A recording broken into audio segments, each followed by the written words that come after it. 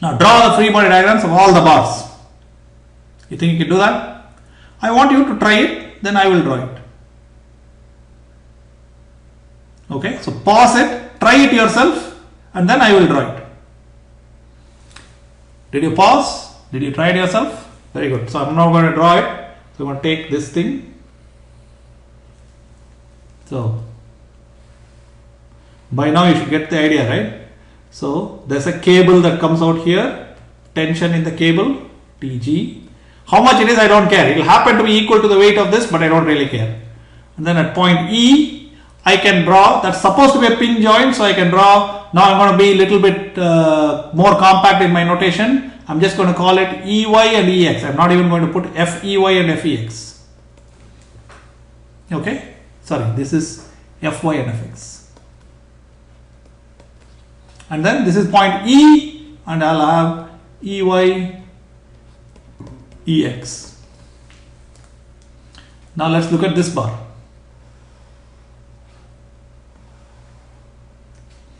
This point is the same as that point.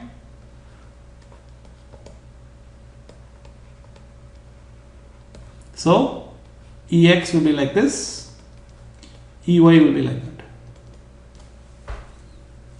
This is another pin joint, DY, DX. This is yet another pin joint, CY, CX. Get the picture now? Go on drawing. Okay, you can finish this drawing by drawing this base. I'm going to consider this whole thing. And so I'm going to draw that separately here.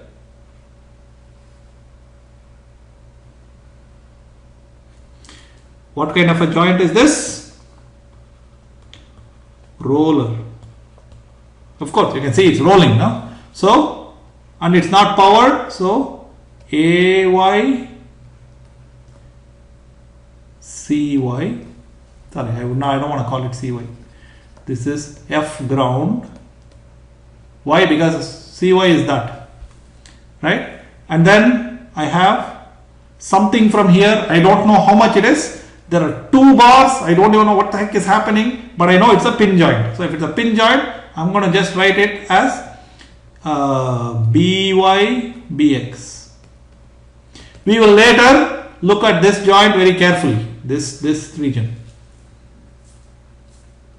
Okay, and then there is this point. Notice I have CX and CY.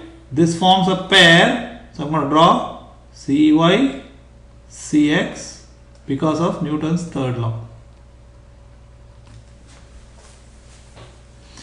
And you're wondering, man, that's a clever thing to do. Do I need to be so clever? The answer is no, not really. You can just draw them as two separate forces. And you can use Newton's third law later when you're using Newton's laws. Okay, that's also perfectly fine. But we are going to take a slight shortcut here because we have done this so many times. Okay, let's look at the next figure. Now I am going to draw free body diagram of this guy.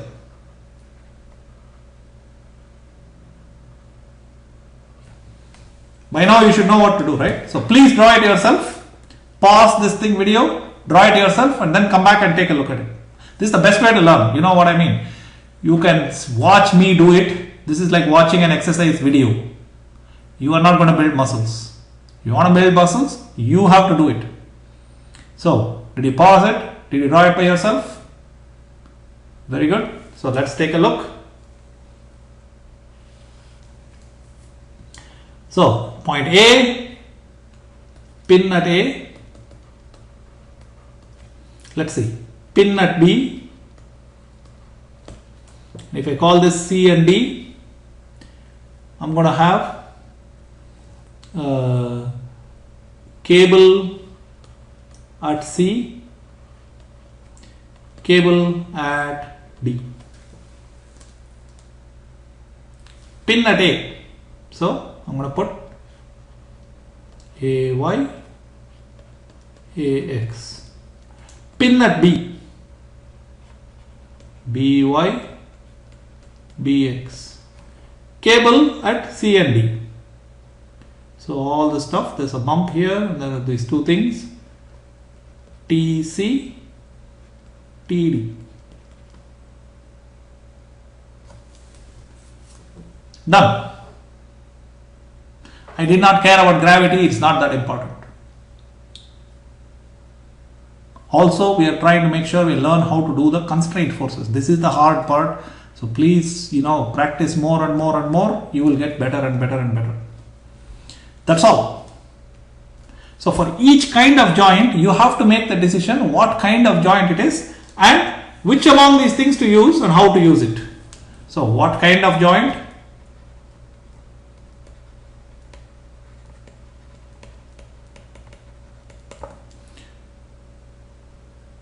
One, two, how to use it. Those are the two things you have to be able to answer. Okay, let's try another problem.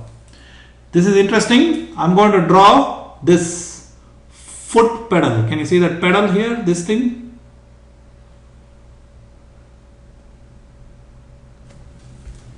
Okay, can you see it's pinned here?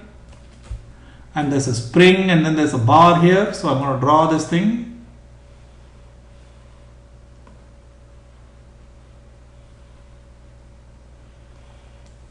Okay, that's my bar. So notice this is like a cable. So I'm going to draw cable at A. How did I know it's like a cable? Can you see this long thread like thing going? I'm thinking that's like a cable. Look at this spring. That can only pull. You know what I mean? So there's a cable at C. Let's call this point C. What about point A? Pin at A. This is the high level decision. If I do that, I'm going to have, cable at B. A cable at B, TB. Cable at C, TC. This is from the spring. And then pin at A, FAY, FAX. And then motive force here, F or P. This is the motive force.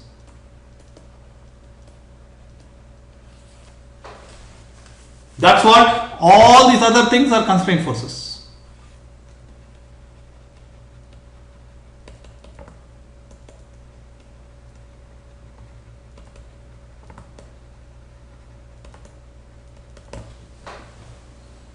Okay, very good. Let's do another one.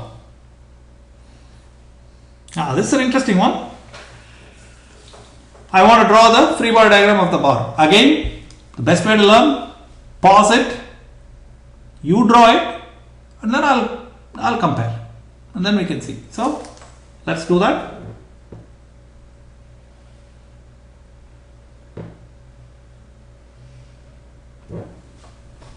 Did you pause it? Did you draw it yourself? Hey, if you want to learn, you have to be wrong once in a while. So don't be afraid to draw something which is utterly wrong. Don't worry about it. Nobody's looking at you. Know what I mean? If somebody is looking at you, go sit in the closet and do it in secret. But whatever you do, try your own thing at it, and then then look at my answer. If you just look at my answer, it will look kind of easy. It's only when you try it and you have to make the decision, then you have to worry. Okay, very good. So let's see. Point A, it tells you even what is the force. So that's easy, 250 newtons. How about point C? Well, what kind of a joint is it? Do I think it's a welded joint? No. Because it allows this thing to go like that. So it cannot be a welded joint. What about a pure sliding joint? Yeah, it looks like it's sliding. It can slide. I mean, forget about these things. I'm just looking at if this was the only one that's present, it can slide. It can rock back and forth. You see what I mean? You know where I'm headed, right? It's not a slider joint. It's not a pin joint. It's close to a pin joint, but it's not, because it allows it to move, slide. It's this pin slider. So pin slider, force is perpendicular to the contacting surface. Contacting surface is this. Force is like that. I don't care which way you put. See. How about point B? Did you see? It's not this, it's not this, it's not this, it's that, it's not that. Why? Because it can slide back and forth like that, and it allows you to rotate like that. Right? So there's the pin, there's the slider. That's why it's called a pin slider. And a pin slider, the force is perpendicular to the contact surface. Contact surface is that. The force is perpendicular, so it has to look like that. B. What about point A? If point A were the only joint that was present, it will allow me to slide this way, and it will allow me to rotate like that. So it's also a pin slider. So I'm going to put A like that, because this is the surface of contact. So pin sliders equal to roller equal to rocker, all these things are the same, allows body to rock and roll. You know what I mean, right? Rock and roll and slide. So it allows that and that.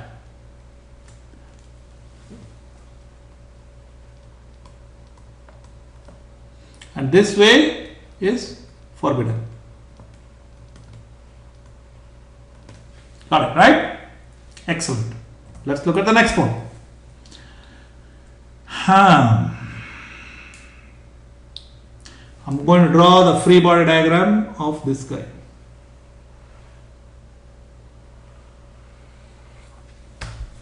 So here goes, and you know what to do, right? Try your hand at it. Can you see the slot here? That's very important. Okay, so let's see. There's the 100 Newton force. What about point B here? What kind of joint do you think it is? If that's the only joint that was there, what will happen to this object, or to this object, to our object? Can you see? It allows the object to rotate and slide. So it's a pin slider at B. So the force is going to be like that. How about point A?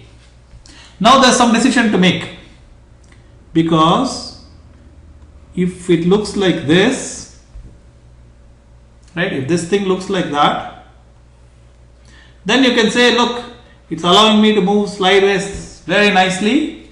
It's preventing this motion. That motion is prevented. It allows me to rotate. So this is a pin slider also, which means my force will be like this.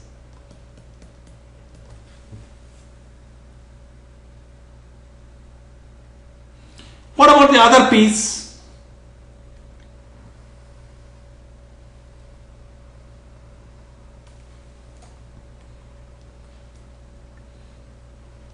First, notice this is exactly the same as that. So I'll have a force B, and this is exactly equal and opposite to that. So I'll have a force, if it is like that, it's going to be like that. FB, FA. And then I have force 100 newtons. This is because of Newton's third law.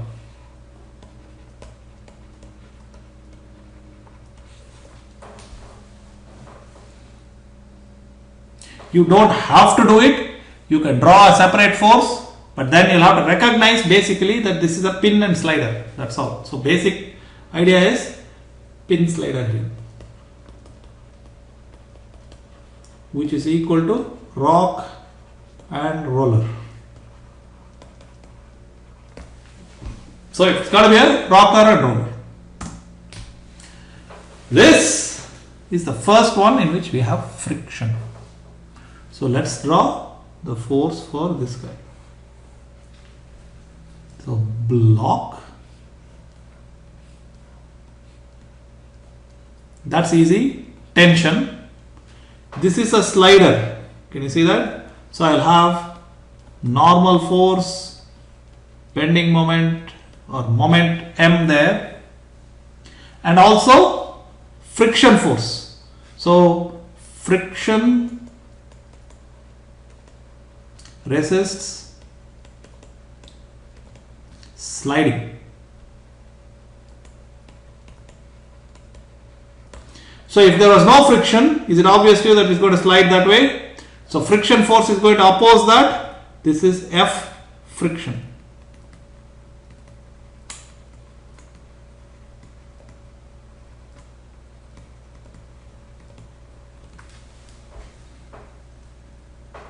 How about for the wheel?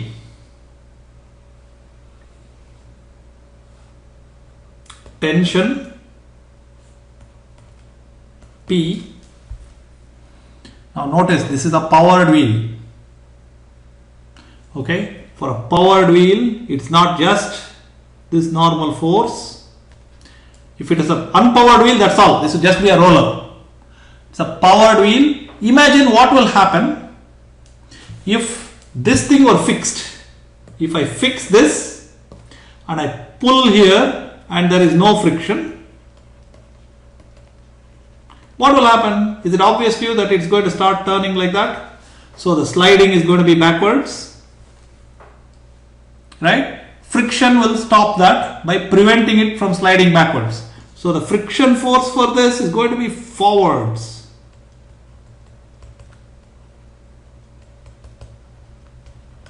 This is F friction 1, that's F friction 2, because they are not equal. And this one is going to be, friction force is going to be forwards. Isn't that bizarre? Think about it very carefully and you will see whether it's reasonable or not. We'll have a discussion about it, but this is very tricky. Okay, so I've shown you a whole bunch of free body diagrams. What I would want you to do is play this thing again and again to see what decisions I made. Okay, there are lots of decisions here and some of them you may agree with, some of them you may question. If you question, good. Because that's how you will understand. So question and ask me in class or at the tutorial session and we'll see what happens. Okay. Thank you very much.